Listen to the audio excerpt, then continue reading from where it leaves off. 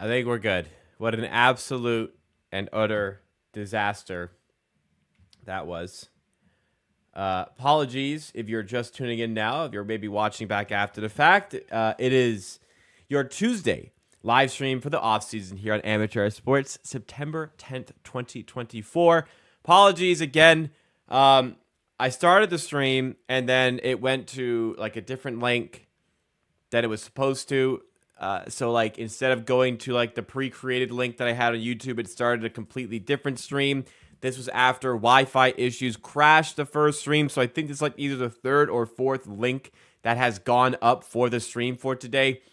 I apologize for all the technical difficulties. I promise you I've exhausted everything in my capacity to get the stream operational. I very much am hopeful that 19 minutes later now that everything is in order and we can actually go ahead and proceed with the stream for today. Apologies again for all the inconveniences. If you're watching, thank you for your patience. Thank you for your understanding. Yeah, very frustrating, very stressful, but I do want to cover some fun stuff over the course of the stream today. So hopefully Wi-Fi is cooperative. Hopefully we can proceed here and do this one today. What I wanted to cover over the course of the stream today, I wanted to discuss a little bit of the topic that I covered actually in the video on this main channel, Amateur Sports, earlier today, which is in regards to RJ Barrett's leap, supposed, maybe, quotations, leap. What would a leap look like for RJ Barrett? What would be considered a successful season for RJ Barrett? We'll be looking a bit at that. We'll be talking a bit about the Bruce Brown situation, and what's ongoing there, what I expect to happen there, and we'll also be doing a tier list where we cover the final position that we need to do for tier list rankings, which is the center position, which will obviously feature Jacob Gramegna of the Toronto Raptors. So that's what we got on the menu for today, and as well, anything that you guys may have in the process, you can ask away in the chat, and we can certainly get to as much as possible there. In fact, we'll probably get to all of it. So if you have a question, ask in the chat, and I will, in fact, get to that. But again, thank you for your patience. Again, I apologize for the inconveniences. If you have notifications on, you got spammed with links for the live, I'm so sorry. I don't know how all of that happened, but regardless, we're here. Let's have some fun. Let's cover the Raptors. Let's cover the NBA and get on with the content here. Yesterday, got called into the office, had to leave really early, so I wasn't able to do the Monday video. But I hopefully made up for it by putting the video out today in regards to RJ Barrett, which I said we will revisit here. Should still be able to get a video out for tomorrow and a video out for Friday. And we still should be on for the Thursday stream this week. But we're going to have to maybe look a little bit at my schedule upcoming because Monday's going to start getting tough. Anyways, I've got to dig in on some stuff there. But what I will be talking about tomorrow, we'll probably be discussing some Emmanuel Quickly disrespect that I saw today. So that will be, that will be tomorrow's video. So keep a lookout for that. Just kind of going through my schedule here. Friday, we'll probably be doing a top 5 worst all-time list for the Raptors in regards to something specific, not the worst 5 players ever, but the worst 5 of something that they have done. So, we're going to have some fun content.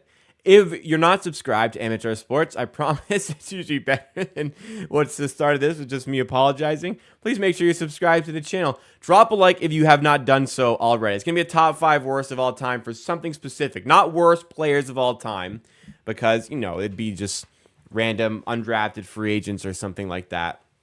Obviously, you can talk about most disappointing Raptors players of all time, which is a completely different list. But we're going to be going through the worst of a specific thing, which you're going to have to wait for on Friday to see. If it doesn't come out on Friday, it will come out at some point in the future. But that is a video that does require a little bit more prep than normal. I actually have to, do a bit more research than I would normally do for a video to get like specific statistics associated with it. But nonetheless, keep a lookout for that one coming on Friday. Hopefully it does well. Usually like top 5 all-time lists do not do well on this channel. But, I think it'd be just a fun thing to cover here regardless. So, yeah, Depika puts it right. Like the video and sub. Thank you so much. If your subs are public, it would flash up on screen as well. Just letting you know there. For anybody who does want to subscribe and does feel like getting a little bit of a shout out as well. Thomas Perry's here, one of the members. Thank you so much, Thomas Perry. Winner 1 also here. Welcome back to the channel. Nick Killer, Reggie Miller, a.k.a. Thomas Perry, says, just watch the Barrett video. I think he's going to be around 20 points per game, but more efficient and take a step in the playmaking department. Interesting. I think he'll be less efficient, but will average more points. So kind of opposite. I mean, we're not far off here. I think RJ, and I guess we'll get into this here. So the video I did on the main channel today was in regards to RJ Barrett. And what really drove me to make that video was this post from NBA University talking about RJ Barrett with the Raptors last season. 32 games played, 21.8 points per game, 61.5% true shooting percentage, 71.8% on field goal attempts at the rim, which is crazy. 42.5% shooting from the corner for 3. That's insane. Non-corner threes, very good, 37.5%. This is crazy run. Brought the same level of play to the Olympics as well. And well, what really made me want to make this video wasn't necessarily this tweet that made me go, oh, I want to do an RJ Barrett video. It was the reaction from Raptors fans. So the question here, do you anticipate RJ's game taking a significant leap? I guess we can ask Rock. Let's ask Rock. Tell me about, do you anticipate RJ's game taking a significant leap in 1 or 2 sentences? Okay.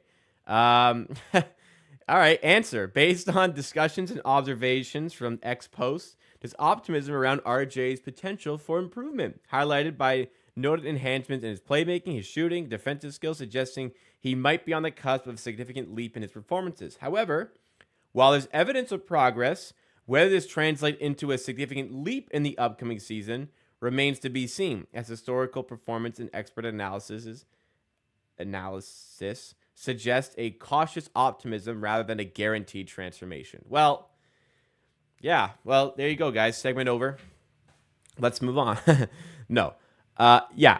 What we got from that is that the consensus that I'm seeing, the reason I wanted to make the video is that Raptors fans are more or less guaranteeing a leap. They're like, I'd be surprised if there wasn't one. It's going to happen. He's going to take a leap. But like, what does a leap look like? Can we get better than this? What is it? There's a cap on like player ability. 61.5% true shooting is pretty goddamn high. And it's a lot higher than RJ Barrett. A lot higher than RJ Barrett is used to. So what does a leap look like? If we want to go to his effective field goal percentage over his time in the... Oh, did they have his true shooting percentage up? I'm blanking right now. It's somewhat similar. True shooting percentage factors. Yeah, true shooting. True shooting percentage factors in free throws, which makes me like the stat a little bit less. I know they count, but I prefer looking at effective field goal percentage myself. It values 2s and 3s. 2s against 3s. For RJ Barrett, he has never averaged above 50% in effective field goal percentage. He was .499 the 1 year he was really good from 3 at 40%. RJ Barrett has never averaged an effective field goal percentage in the 50s. This season with the Raptors specifically, he was in the 60s. So are we going to look back on this being an outlier? Are we going to look back and say the Knicks just weren't using him correctly now that he's in a position where he's being used better? He's like, this is RJ Barrett. He wasn't being used correctly in New York. It's tough for me to say, like, there's going to be a leap here. Like, if RJ did the exact same for the next season, in theory, he would not be taking a leap because it's the same. But it would be remarkable. That was the point I was trying to make in the video. I don't think RJ Barrett can really do better than this, especially for an entire season of a sample size rather than just 32 games. That's not trying to be disrespectful. This is so unbelievably good that he just cannot... I cannot anticipate, especially I cannot guarantee there's going to be a leap. But my point that I'm trying to convey is that If he did this for an entire season, that would be a leap because he was able to produce the consistency that he perhaps hasn't done previously in his career. Or even if you don't want to even consider that a leap, like RJ Barrett can regress from these statistics and still be fantastic. So the point I was making earlier when we started talking about this is I'm okay with these stats regressing with usage going up, and he's a 23 point per game player. Okay, he doesn't need to be 61% on effective field goal percentage, 61.5 on true shooting percentage, but he can be, 57, 58 in effective field goal percentage, and that's still remarkable. Like, hell, he's never been 50 plus before until this season, so if he used 55% effective field goal percentage, that would still be pretty good. I think he could do better, but that would still be pretty freaking good. You know what I mean? We got Foyle and Jazier joining us. Hope I said that right. You've told me the pronunciation once, but I do forget. I apologize. Jazier.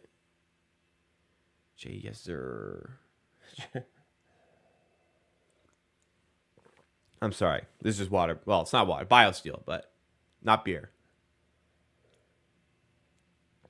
If you cared.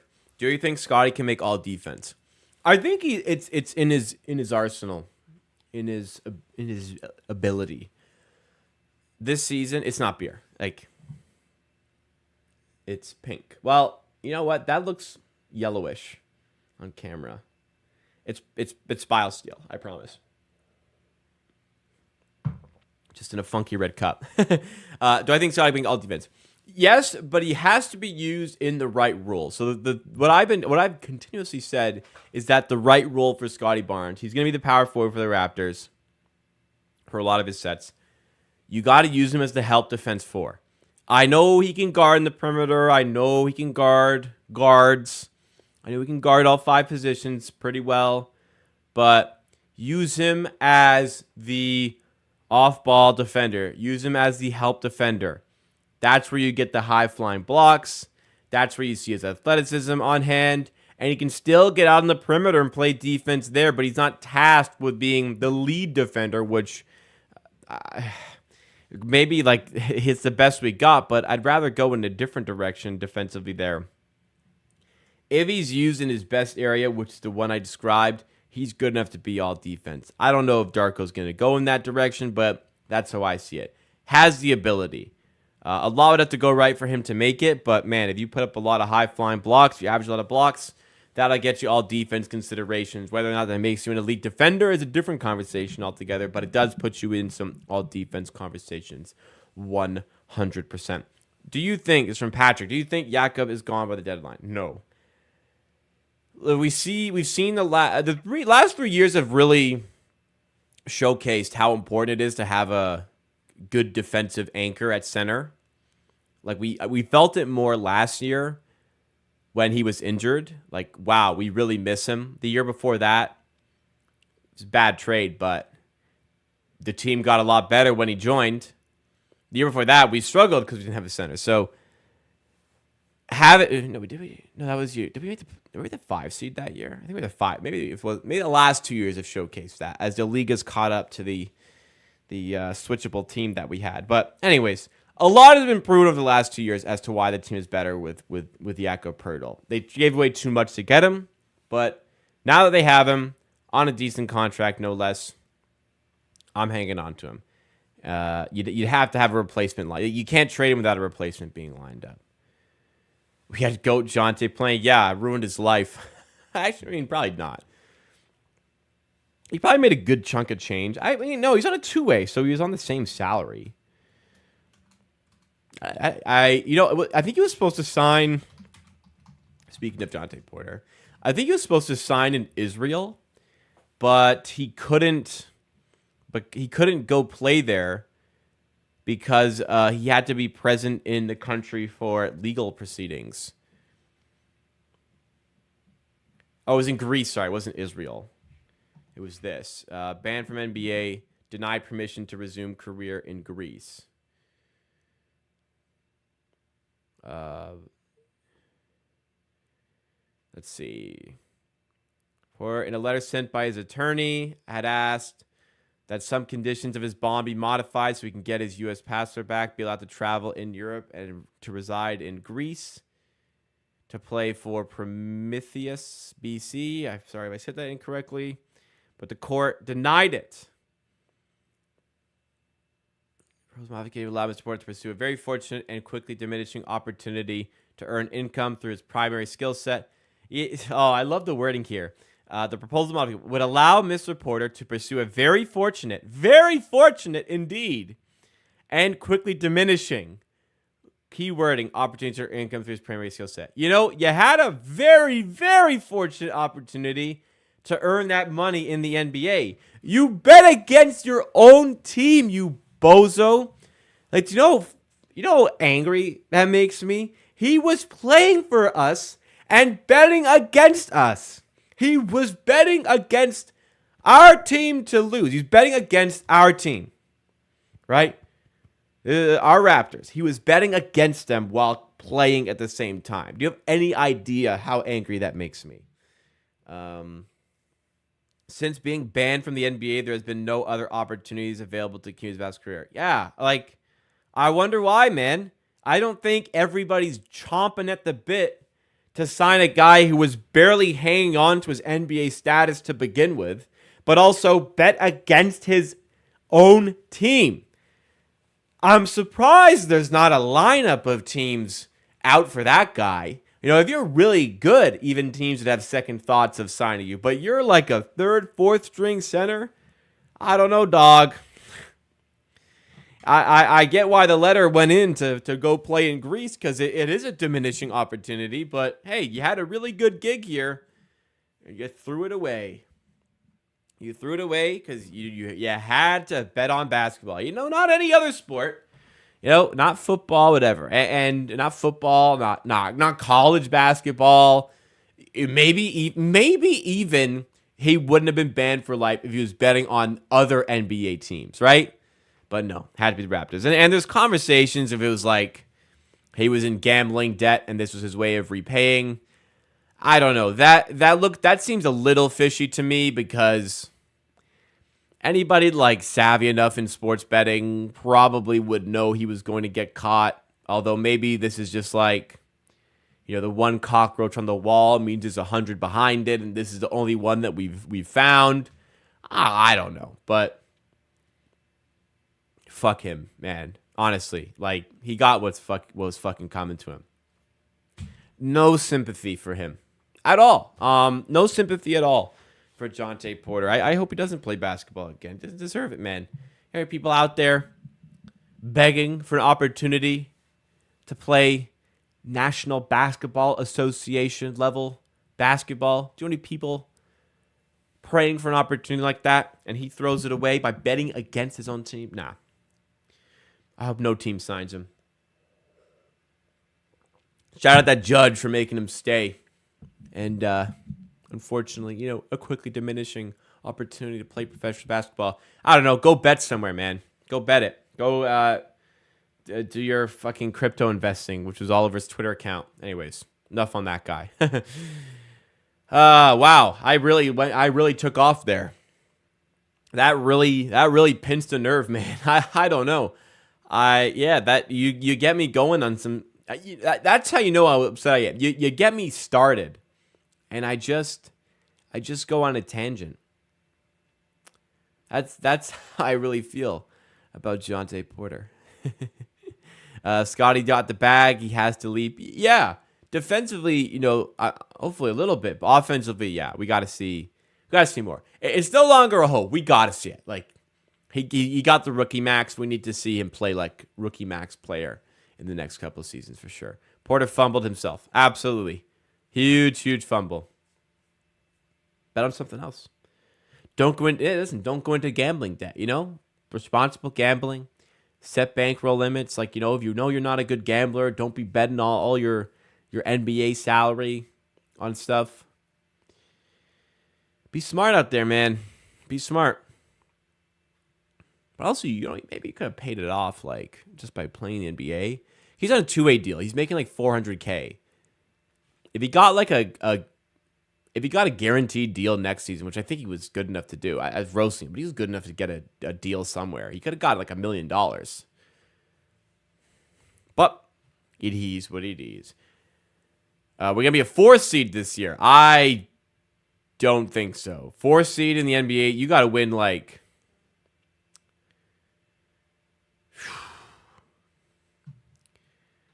You got to win like 46, 47 games maybe to get the 4th seed this year. I don't know, man. That's tough. 7th seed. I don't know about that either. God damn. What did I just see? Former NFL running back Adrian Peterson has been ordered by a Houston judge to turn over numerous assets as a means towards paying a debt that is estimated at more than $12 million. Man, how you play in the NFL and go in debt? How you be an MVP caliber player and go in debt? I don't know if you don't like football. Adrian Peterson was one of the greatest running backs ever to play the game. Just absolutely dominant. Also, hit his kids with a stick. Got into trouble for that. And then came back to the NFL. And then went on Dancing with the Stars. It did not horrible, but not great, but not horrible. My girlfriend makes me watch it. It was out pretty early, but it wasn't that bad. Anyways, he's $12 million in debt. That's insane. Began when he took out a loan of $5.2 million in Pennsylvania. And an interest in attorney fees has grown to $8.3 million. What on earth, man? How do you do that? How do you do that, man? He played in the NFL in 2021. He's playing in the NFL after taking out a $5.2 million loan. He played 15 years in the NFL. How do you go in debt? And you're a good NFL player for 15 years. How do you do that? Later in life, I can kind of see it, But there are ways to make money. There are ways to make money being really famous, He makes $200K a year if he makes the Hall of Fame according to NFL Reels. Well, he's making that. He's making that for sure. Mohammed lays in chat. What's going on? You make $200,000 a year if you make the NFL Hall of Fame?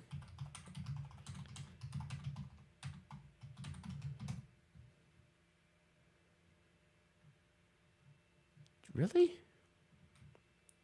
I'm trying to verify that. There's a lot of guys out there. That is significant, man. Do Hall of Fame inductees get paid? Neither the NFL nor Pro Football Hall of Fame pays inductees. They don't get paid directly from inducted. However, each career player retired from the Major League professional sport, they receive a regular pension or a regular retirement check. Oh, I think in NBA you got to play 10 years for that, though. But I don't think it's a Hall of Fame thing.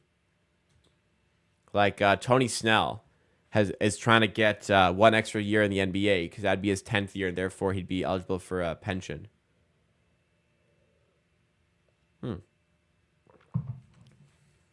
No, you can't. You don't make $200K for being a Hall of Fame. That'd be a lot of money.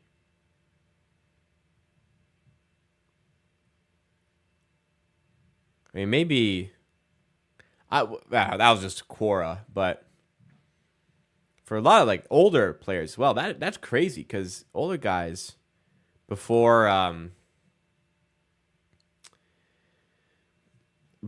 this media boom in sports, right? That would be a significant chunk of change every year. I mean, for anybody, that's not nothing, right? That's $200K. Sorry, I'm noticing the chat is off. It's not where it's supposed to be. Is it bad here too? What has happened? I don't know. What has happened? Yeah, greed, I guess. You want to live the life. Right? But, you got to take care of certain things. You got to recognize that money won't be there every day, especially in the NFL. I mean, especially in the NFL. I guess it's easier said than done, but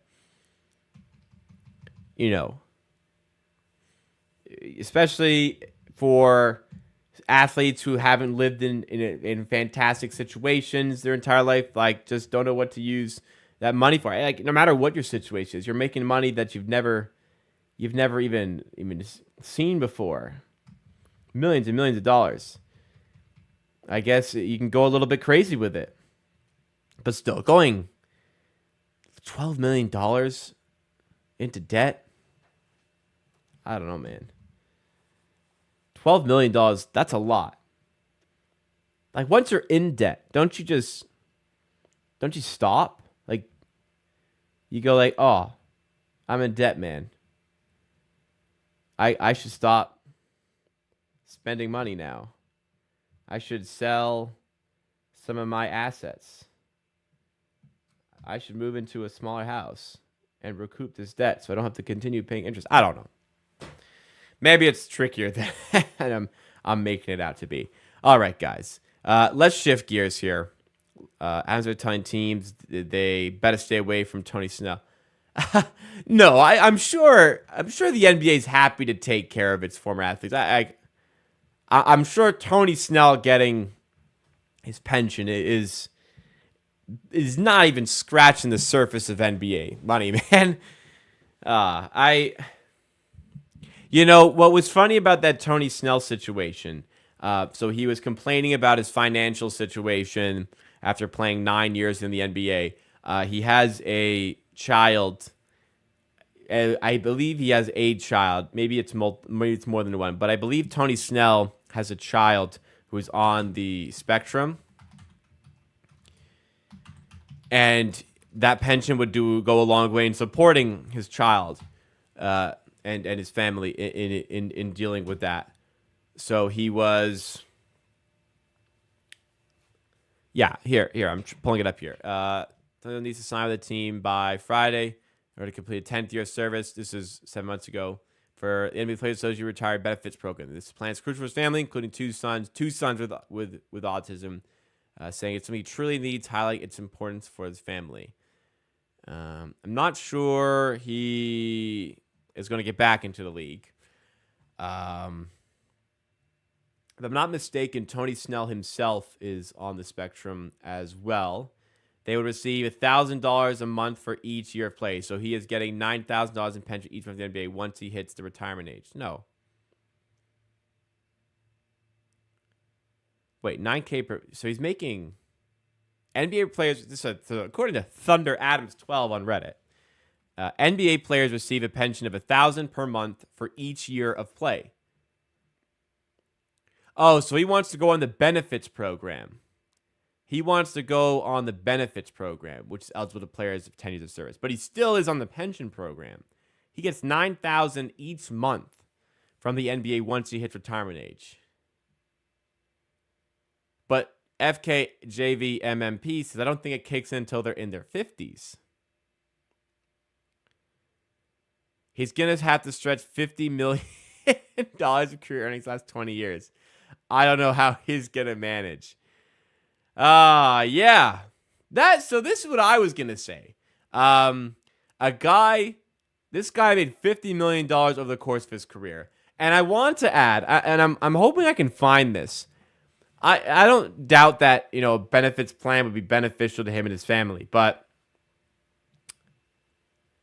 I recall Tony Snell's partner, significant other / wife, flexing some designer shit right after Tony Snell was pleading to get back into the NBA.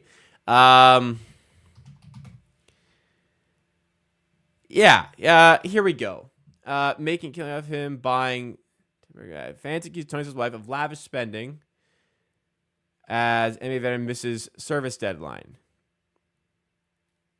February 2 was a deadline for Snell to sign the team. However, no team signed the veteran, became ineligible for the retirement. Oh, wow. He's completely ineligible now. Completely ineligible for the retirement health care benefits. The story of Tony got a lot of media attention and sympathy from the NBA community. You don't get sympathy from me. He made $50 million, man. I get, like, it's a difficult situation at home, whatever. But Man, that's $50 million. That is exponentially more than somebody else may see in their lifetime. You know what I mean? But in a recent video on Twitter, Snell's wife was flaunting Birkin bags on a personal jet and put a Birkin challenge for the public, showing off her bags on a jet. Can anyone beat this or I won? It was probably showing a lot of... Let's see. This is the tweeting question. So this is Tony Snell's wife shortly after Tony Snell was pleading to get back into the NBA so he could get on the benefits program. And apparently, I'm not going to verify this. That is about $300,000 worth of bags. Now, there's no guarantee, I will say.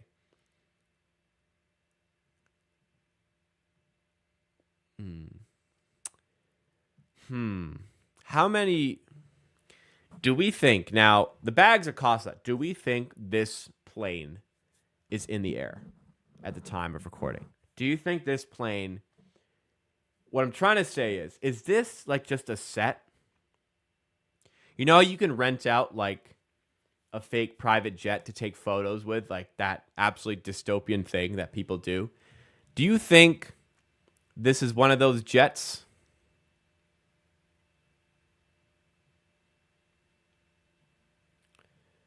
Has anybody commented on this? The plane looks fake. In LA, you can rent jets sets for an hour for photo shoots. That's what I think this is.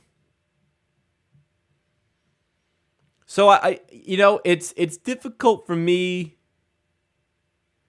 to feel sympathy for a family that's flexing Birkin bags or whatever they're called, and a family that's earned $50 million from his career in the NBA, which, minus tax, but millions and millions of dollars. It's difficult for me to feel sympathy for this. This is bad timing, but there's a lot more people worse off. It could always be worse. At the end of the day, all I can do is ask, but not a lot of sympathy on my end, ladies and gentlemen. Oh, and Mohammed put in the chat as well. How Delonte was home? I don't know. Let's Google that exactly. How is Delonte West homeless? That's a sad situation. Substance abuse issues, mental health issues. I can understand how he may have blown through his money in that regard.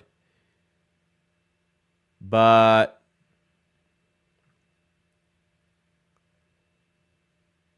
this is in Spanish.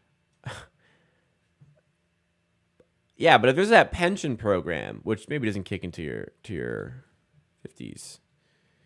Delonte West NBA pension. Unraveling the mysteries behind Delonte West NBA pension. Journey through the league was marked by both brilliant performances and personal struggles, creating a narrative that is both compelling and tragic. One of the lesser-known aspects of the story is the topic of his NBA pension, which has garnered attention in recent years as fans and analysts seek to understand the financial implications of his career choices and circumstances. A former player who faced significant challenges off the court, West situation, blah, blah, blah. All right, come on, give me the meat. Where's a figure? I need a figure. I need a figure. So he played 8 years. So in theory, he should get $8,000 a month, according to that Reddit user. NBA pension system is designed to provide financial support to players after they retire from professional basketball. The pension plan is based on a player's years of service and their salary during their playing career. Generally, players who have spent a minimum of 3 seasons in the NBA are eligible for pension benefits. Pension benefits can vary significantly depending on several factors. Okay. What is his situation, man? Get to the point. Many NBA pension with benefits makes it. As players spend some of the league, West could potentially qualify for repair pension benefits, but the exact details of the situation remain unclear. Oh. Whether he has access to any pension sources that your pets can face financial hardship, highlight the need for better support systems in the league. Okay, so in conclusion, we don't know. Whatever. Wasn't Delonte sleeping with LeBron? But that was just a rumor. Yes, that was a rumor. Let's see. Let's dive in, huh? Let's dive in.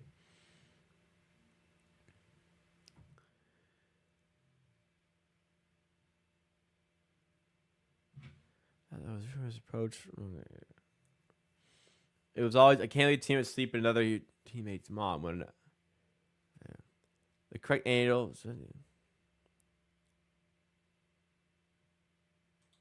What is going on? All right, let's see. Pink Villa, whatever this is. There were rumors in 2010. Fuck off. You don't need that.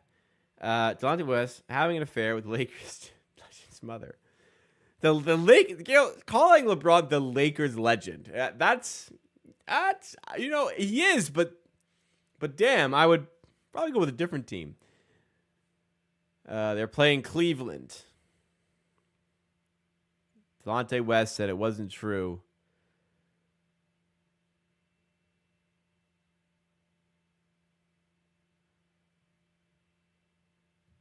I don't know. Probably not is the answer we'll go with. I mean, LeBron has a Finals MVP with his team, with the Lakers. He's a legendary figure. He played for the Lakers. I don't know. He has one with the Lakers, one ring. It was just a little bit jarring to see the Lakers legend. Like, is that how we're referring to LeBron? I don't know.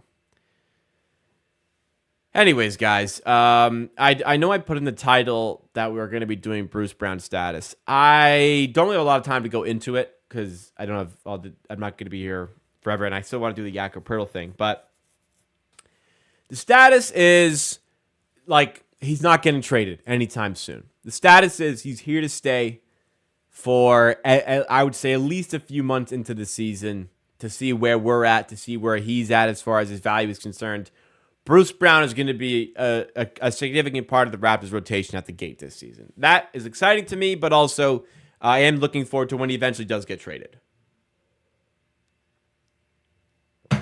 Would you guys call LeBron a Lakers legend? I prefer Fernando playing heavy center minutes this year. You got to make the roster first. I would say LeBron, you get somebody a ring. Like, is Kawhi a Raptors legend? I guess LeBron bought into the city, which makes it easier. Would you consider Kawhi a Raptors legend? Like, maybe. DeAndre Jordan.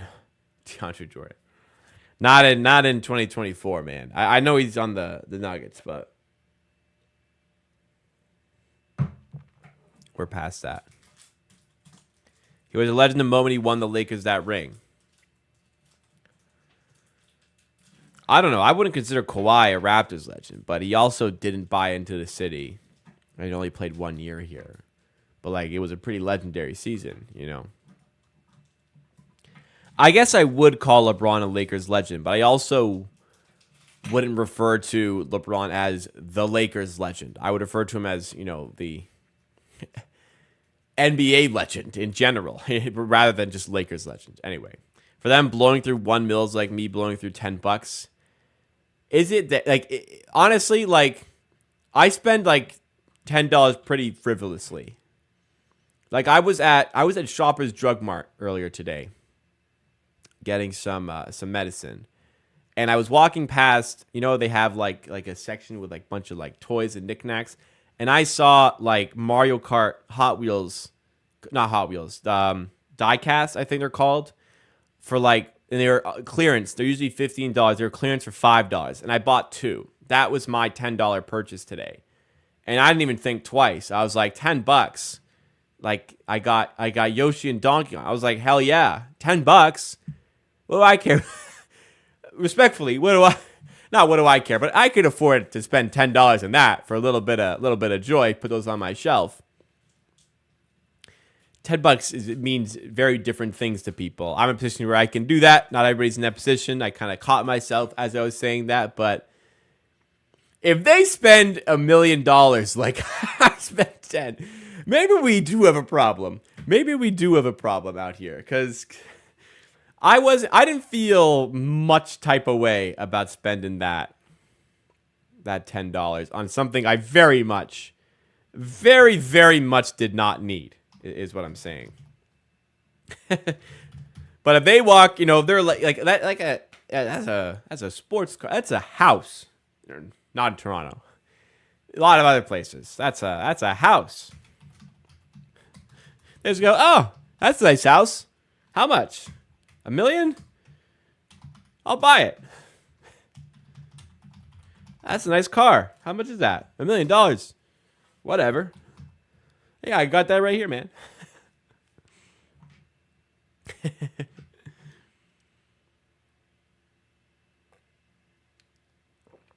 I bought my kids those Mario Kart Hot Wheels. They love them, and I do too. Yeah, I have 4 in total now with those 2.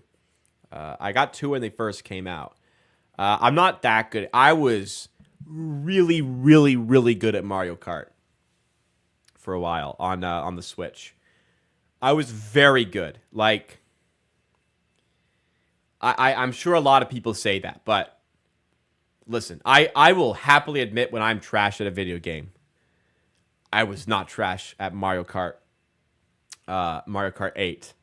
Like, if I played with people and they're like, oh, I'm really good at Mario Kart, I'd be like, okay, like, don't lie. Like, are you actually really good at Mario Kart? Yeah, I'm really good.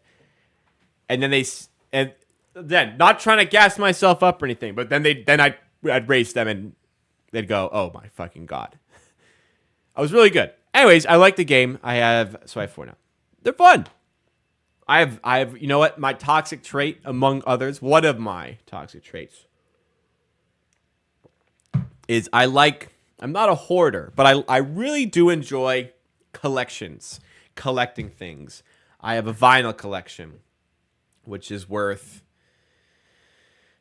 I have it tracked.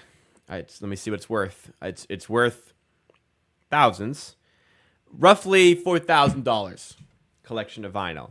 I have a sneaker collection worth $1,000 to $2,000. I have a jersey collection, which has been amassed over my entire life of 25 years. My jersey, I can't even really estimate. Let's try. I'd say maybe like $1,000 jerseys. Maybe more. I have a lot of jerseys. Anyways, I have this desire to collect things, and it hasn't really stemmed too heavily into this Mario Kart diecast stuff. But it's fun to have these things, and I have other sports memorabilia. A lot of it's on display in the videos when I'm in my normal environment. Anyways, that's one of my toxic traits. Absolutely, but I work. I have 2 jobs. I'm very fortunate to be in the position I am. I pay my rent. I have good savings as well.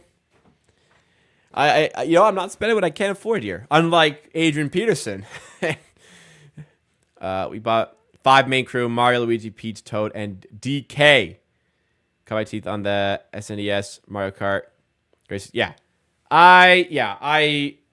I've got Wario, I got Blue Yoshi, now I have regular Yoshi, and I have Donkey Kong now. Do need to, I'm not actively seeking these things out, but hey, if I'm in a Shoppers Drug Mart and I see them for $5, yeah, I'm gonna buy a couple of good ones. I didn't buy Shy Guy. They had Shy Guy there. I'm like, there was only 3. I bought 2 out of 3. Shy Guy, I was like, I don't really need that one. Why have you log more time on your YouTube than your day job? First of all, it's my day job. Second of all, that's a very incriminating question if it wasn't my day job. You know what? Actually, in the end with the streams, because I work like 9 to 5 I'm putting in 40 hours. Is it diligent, locked in 40 hours? I don't think my boss would expect that. I don't think he would. I mean, it'd be 9 to 5. You'd have like lunch in between. Like, let's say I do work late nights sometimes during the season, especially NFL. I'm putting in pretty hard 30 hours, I'd say. But I also put in a lot of time before work hours and after work hours on YouTube. Anyways, a lot of work.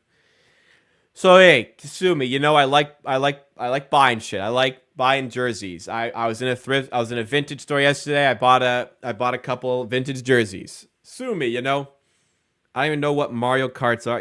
Mario Kart. It's a video game. Mario Kart's got to be the most universally known video game, right? Like everyone knows this. Right. And I was talking about the die cut. You get these little cars. So this second from the top on the left, that Yoshi was acquired at the store today, and second row from the bottom on the right side, that Donkey Kong was acquired at the store today. You know, if Shy Guy was in store and it was this car, I forget the name of that car that he's in right now. It's the middle second from the bottom. He was in one of like the standard carts, which is what like bottom left Dry Bones is in right there. Like this would be a standard cart. If it was in a funky cart, then I may have gotten Shy Guy. Or a blue one. I have Yoshi in this one. I don't have Waluigi, but as I saw this, I'd buy it. I love Waluigi. I had Waluigi for Halloween a few years ago. I have Wario in this one. This is what we're talking about right now. Diddy Kong isn't in Mario Kart 8. Oh, it is Hot Wheels. I thought it was. I don't know how it is Hot Wheels. Yeah, imagine coming into the stream like this.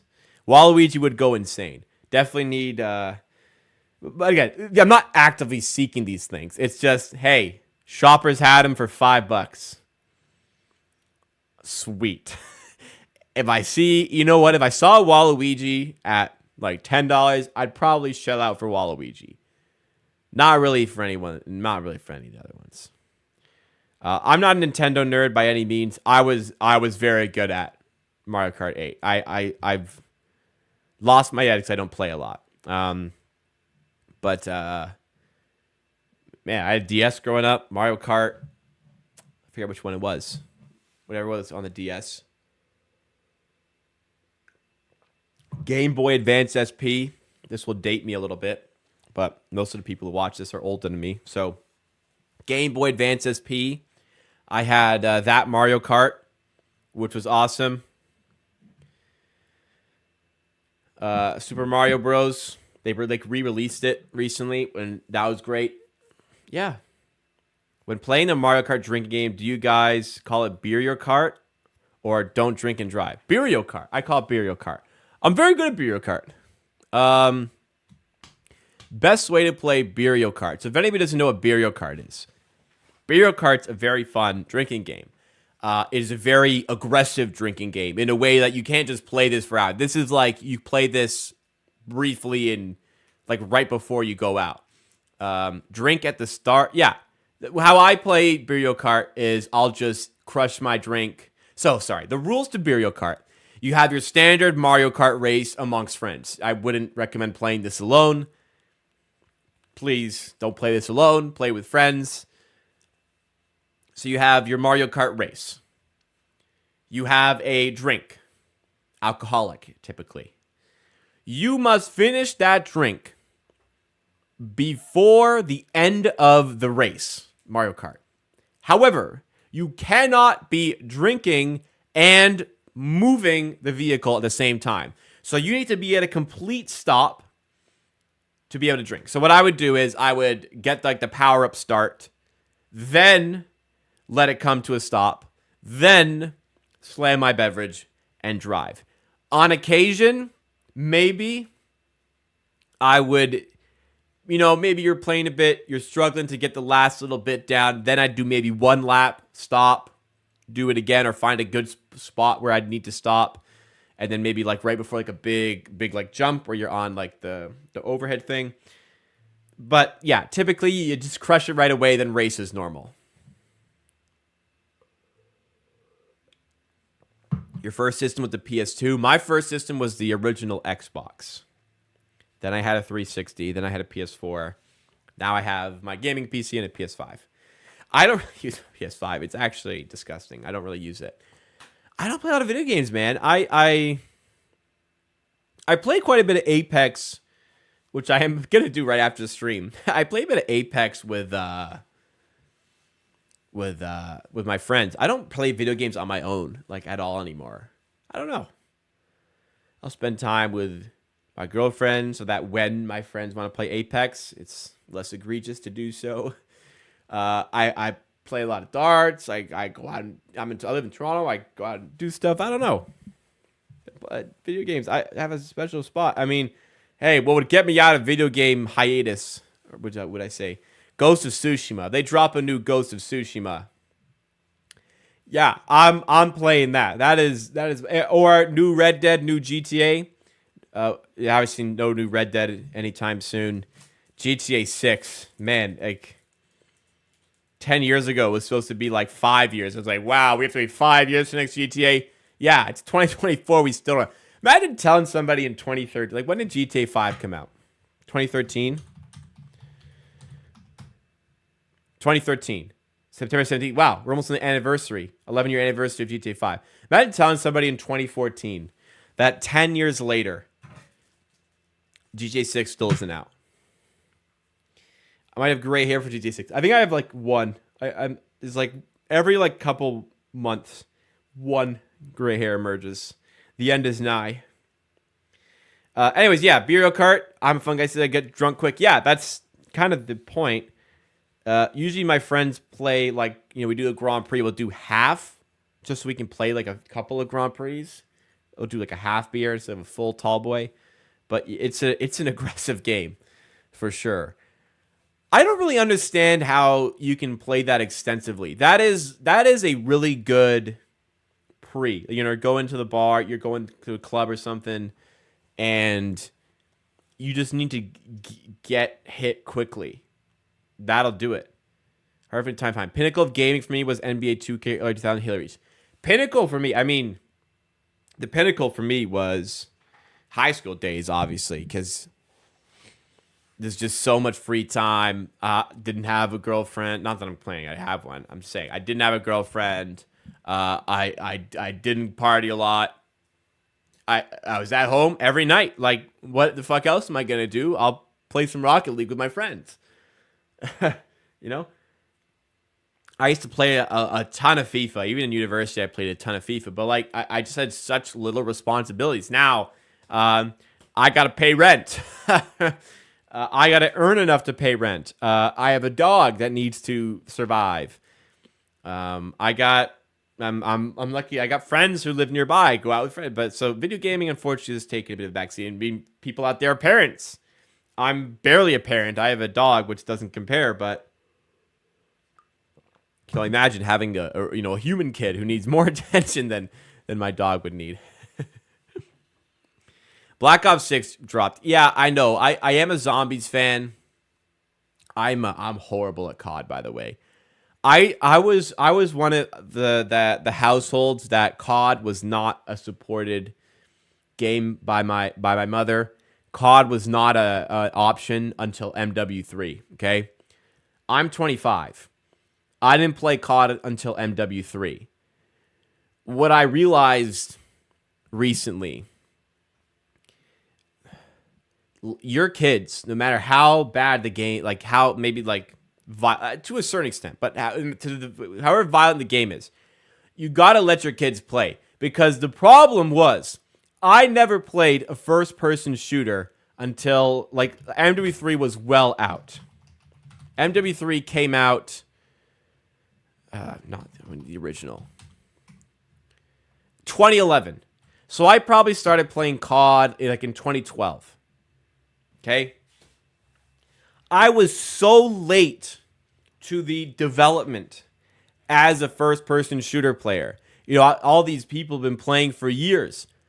I never got good at first-person shooters. I still, to this day, suck. I play Apex with my friends because they're good. I mean, what's good about playing with my friends is that they're very good.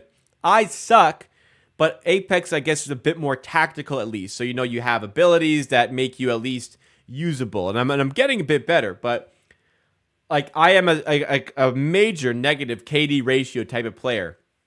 So playing COD growing up sucked because I sucked.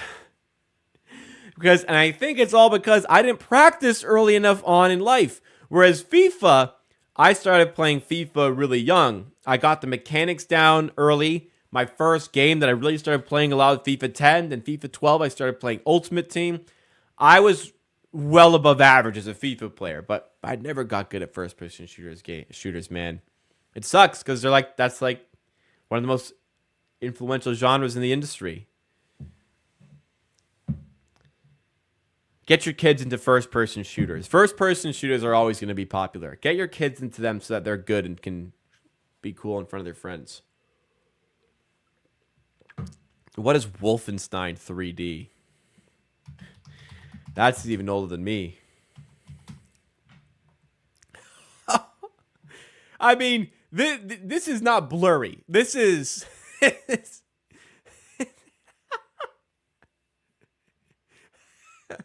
Wow. You know, even through the pixels, you can tell who that looks like.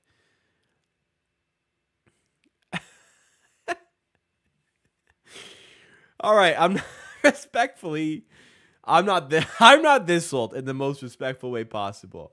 I love how the game art makes it look very like futuristic. And you open the game, it's this barely 3D pixelated shit. That's funny. Look, I'm sure it was fun. I'm sure it was, you know, something revolutionary for its time, but oh man. Listen, I would go hard. I'd love to play that right now. Keep your old consoles too. Consoles are timeless. All right, we really went off the rails here. Let's get back into things here and go through the sentences. You can still play it today. Still fun. Same with Doom. Yeah, Doom. It reminded me of Doom when I saw it. I haven't played either, but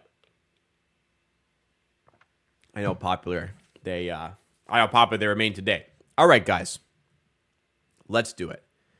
We're gonna be going through every starting center in the NBA, right? The final position that we need to solve, the final position that we need to do, we're going to be going through every starting center according to ESPN's depth chart for every NBA team.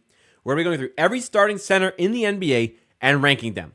Who are superstars, who's mid, and where, most importantly, does our precious Jakob Poeltl fall as Toronto Raptors fans? Let's get started. So, as normal, the tiers are superstar. Too far. Okay, we done? Can I scroll again? As usual, the categories or tiers are superstar, stars, great, better than good, good. So, you know, it's like the in-between tier, which has served us well in doing this. Good and mid. Mid being not so good. Taking on a different meaning than what it actually is. We're going in no particular order except for the fact that we are doing Jakob Poeltl last. So make sure you stick around to the end of the video. Starting with Malik Williams. Not Malik Williams. Mark Williams. Malik Williams, I tell ya, wouldn't make this list if he was a starter. Mark Williams is getting better. He's good. I don't think, you know, we're coming out the gates here. I don't think we're going to be too aggressive here with Mark Williams. Maybe he suffers a bit from being first, but we can play around if we need to a little bit later on. You know, the thing about centers, as I'm kind of looking through, they can be not great players, but their impact can be great. Nick Claxton, I think, is a great player, though. I'm not going to go as far as to call him a star, but he is a great player. Great defender, good finisher on the inside. Obviously not a good free throw shooter, nor does he really do much other than score on the inside on offense. But he's a fantastic defender. He's a great center, I think, to have. Wendell Carter may not necessarily be a great player. I think impact-wise, I really want to put Wendell Carter into great tier. I might move him down as we kind of progress through this stream, but I don't know. I think Wendell Carter, I really think Wendell Carter is great. Like, does his box score back up to what I'm saying here? The Bulls could use a player like Wendell Carter, honestly. Wendell Carter. 11 points per game in 52% from the field, 37% from three. Good defense. 24 is 24. Bulls fucked up, man. Yeah. Only 11 points per game. I'll say he's great. He's super impactful. Easiest player on the list, superstar, Nikola Jokic. That's it. Jonas Valanciunas. Still confused why the Wizards signed him. He is not okay. I'm sick of people labeling Jonas Valanciunas as a shooter. He can shoot. He's always wide open. If he was covered at all, it would showcase that people care about his threes. They don't. He's not a great shooter. He can, when he's wide open, hit maybe one a game, whatever. Bad defender. Gets played off the floor every year in the playoffs. I think he's better than good. I mean, would I rather see, it works both ways. You can be a better than good skill set, but your impact is less than that.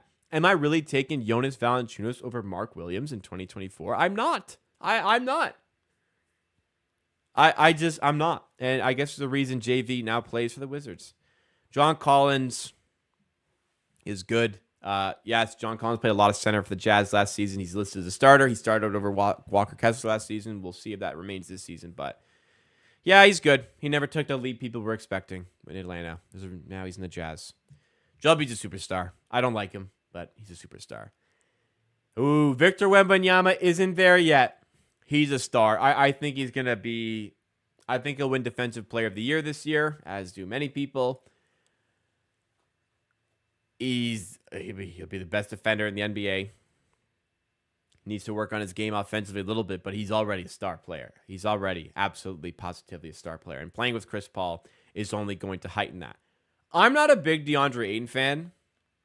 And I'm comfortably looking at him and saying I would not have him over Claxton or Wendell Carter. Ability versus impact is a bit different, and I'm really evaluating impact with this center list more than ability. But for me, DeAndre Ayton just is not that good of a defender.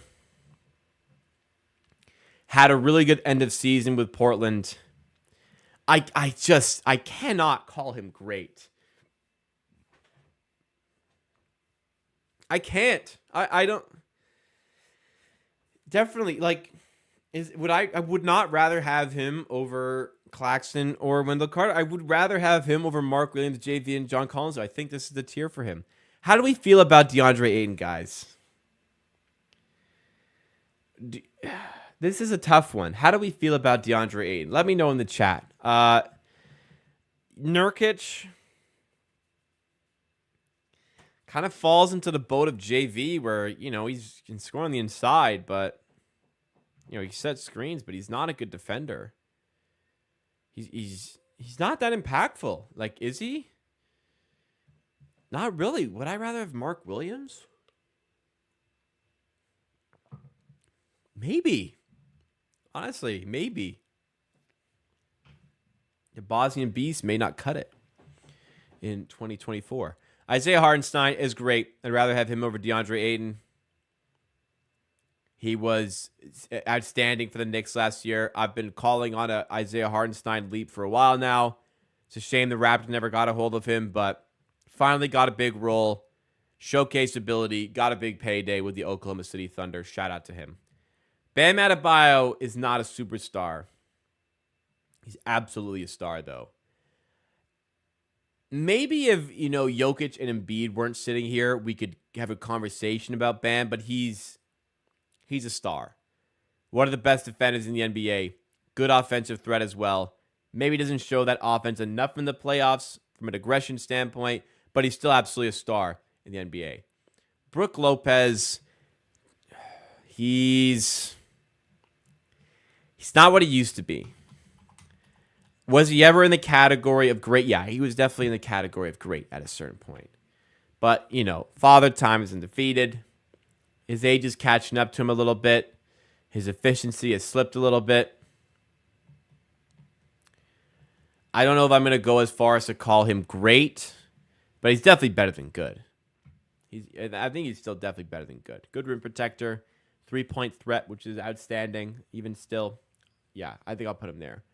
Zubac is tough as well. I think he's kind of in the middle here. I think I would go better than good, like better than good tier, though. It's kind of a match. Zubac is a really good passer, good defender, good scorer, good free throw. He really does all the tools you need as a center. I think that makes him great. Miles Turner, really good defender, really good shooter. Not a great rebounder, but there's a lot to his game. I think there's enough to say Miles Turner is a great center, and I'd rather have him over Ayton and Brook Lopez. Anthony Davis. When he's healthy, he's arguably the best defender in the NBA. I think he's a superstar. And I think his acclaim makes him a superstar if I have my doubts about him as a player.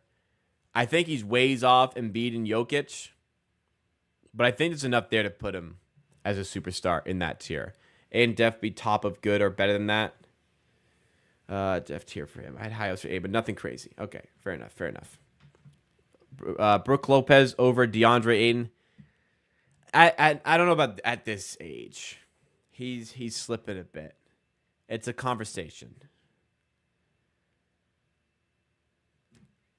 Raptors. Would I rather have DeAndre Ayton or Brook Lopez on my team? No center. Pirtle's gone. Would I rather have Brook Lopez or DeAndre Ayton? Brook Lopez fits a bit better. But no, I'm going to give Ayton the benefit because I think he's a bit more talented. Gafford. He's good. I mean, is he doing more than what Mark Williams is doing? No. He's not on the higher tier. But I would rather have Gafford than Nurkic and JV. I'm not going to move them down, though. I cannot move them down. Domantas Sabonis is a star, all-star caliber player, all-NBA caliber player, do-it-all center. Maybe can improve defensively. Do it all on offense, though. Rebounding machine. He's absolutely a star. Absolutely a star. Absolutely above the tier below. Above those guys for me. He's Missy. Young player. He's mid. He scores the rim. He's going to be a good defender. He's going to screen well, but there's just not enough evidence, obviously, as a rookie to put him any higher than mid. Mitchell Robinson. I'm not, super keen on Mitchell Robinson. He's better than good. Really good defender. Good scorer on the inside. Is Mitchell Robinson really better than those guys? Am I disrespecting Mark Williams? I feel like Mark Williams... No, I don't think I am. Let's box score surf a bit here. Who we talking about? Mitchell Robinson. Is he giving... He's probably giving 12... He's giving 12 a game. Does he 5 again? God, Jesus, he's never even averaged 10 points per game. What am I fucking talking about? Yeah, he's no better than Mark Williams, is he? Is he? He's a good defender, but not really bringing much offensively. He's not as good as Ayton or Lopez. He goes there. Rudy Gobert is a star. A lot of negativity around him. The reality is, he's the defensive player of the year. He's a fantastic defender. He's in a better situation, obviously now. Look, the playoffs, yeah, he got cooked in the perimeter by Luka. Lots of people would. France got better in the Olympics when they stopped playing him, but he really is a good defender, I promise you. And I don't really like him as a person. He is a good player, and enough to make him a star player because of how good he is defensively, and he can bring great rebounding and decent scoring to the offense. Zach Edey, jury's out. He's mid. I can't really give you much more than that right now as a rookie. I'm intrigued by him going into the season, but he's mid for now. Trace Jackson Davis, absolute steal for the Warriors at 60th overall a couple of seasons ago. He's mid. He'll probably be starting this year. I think he's excellent at doing his job. He's mid. He's mid for now. I think he can improve. All right, Alperen Şengün. I really like Alperen Şengün. You know that. I very much believe he should have been in an all-star conversation this year. That's enough for me to put him as a star, man. Look, don't sleep. If you're sleeping, wake up. He's a star, man. Absolutely a star. I'd rather win Bam. I'd rather him than Rudy. Yeah, I would. I know he's not that good of a defender, but amazing playmaker, amazing rebounder, amazing scorer, post-up machine, working on the three-ball game. Houston way better with him involved. Defense has to improve to be super impactful at center, but he's a star player. I honestly think he could have been an all-star last year and should have been in some conversation there. Al Horford. What would we be saying about Al Horford if he wasn't on the Celtics, right? He's not great. Definitely not great. Is he bottom of better than good? He had some rough moments in the playoffs. I think I will push him a bit lower.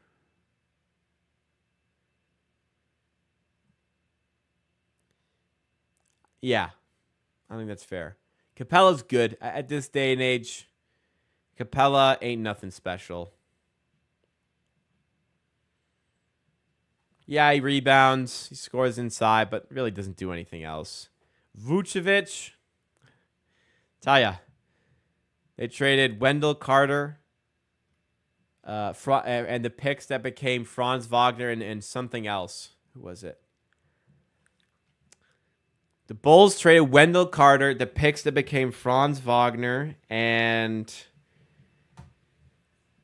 another player. Anyways, bad trade. Wendell Carter is better than Nikola Vucevic. Vucevic is, in this tier of, I can score a bit. Can't play defense. Not very impactful. Like, Vucevic is just not that good, man. And Chicago knows that at this point, I'd say. And nobody wants to trade for him. Jalen Duren's better than good. I really like Jalen Duren. Excellent rebounder, great defender, great scorer, double-double machine. I really like Jalen Duren. He's better than the guys below him there. Jared Allen's great. He had a fantastic season that went under the radar last year. He's a very, very good mid-range shooter, actually. Obviously, fantastic at the rim and an excellent defender. All these things we know. Are we going to reorganize this? Yeah, I think I'd go here. Yeah, I would go here. Yeah. And yes, going to reorg this a little bit. Would I take Jared Allen over Nick Claxton? I think I would, actually. Yeah, I would. I would do that. Hardenstein. Yeah, I'll put him above. I think that's fine. Which leaves us with our man, Jakob Poeltl. Where do you guys think Jakob Poeltl goes on this list? Definitely better than good, at least. Do I put him on the level? He's an excellent defender. Double-double player. Great passer at the high post.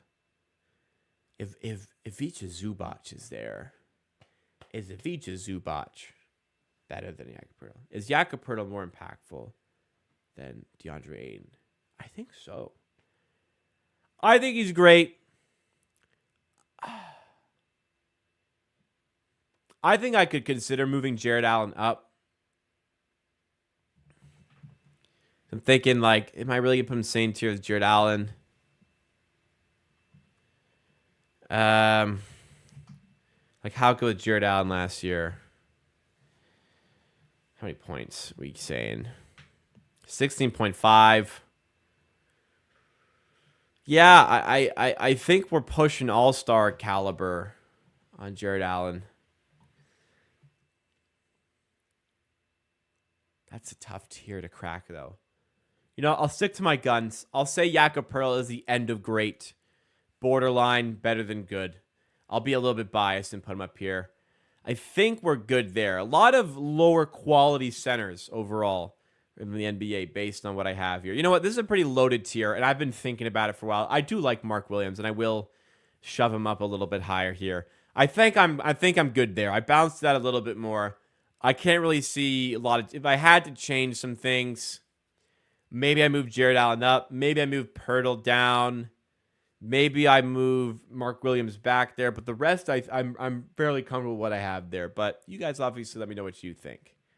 This center is a tough one because your impact as a center does not necessarily correlate a lot with your ability. Like, is Vucevic a more talented player than some other guys that are higher? Sure, but you got to play defense as a center as well, which Vucevic isn't very good at doing, right? But that's what we got there. Center, tiers going into 2024, 2025. All right, ladies and gentlemen, that will do it for today's stream. Doug B reminds us in the chat, if you're enjoying, make sure you do drop a like, but we've got a bit overtime here today. We started late as a result of the technical difficulties earlier, but I still have gone overtime. Thank you so much, everybody, for tuning in today. I really do appreciate it. Drop a like if you enjoyed. Subscribe for more from Amateur Sports. Check out a video coming out tomorrow. 2 good videos coming out this week, Wednesday and Friday. Another stream coming at you, at least should be coming at you on Thursday. Wherever you may be next time.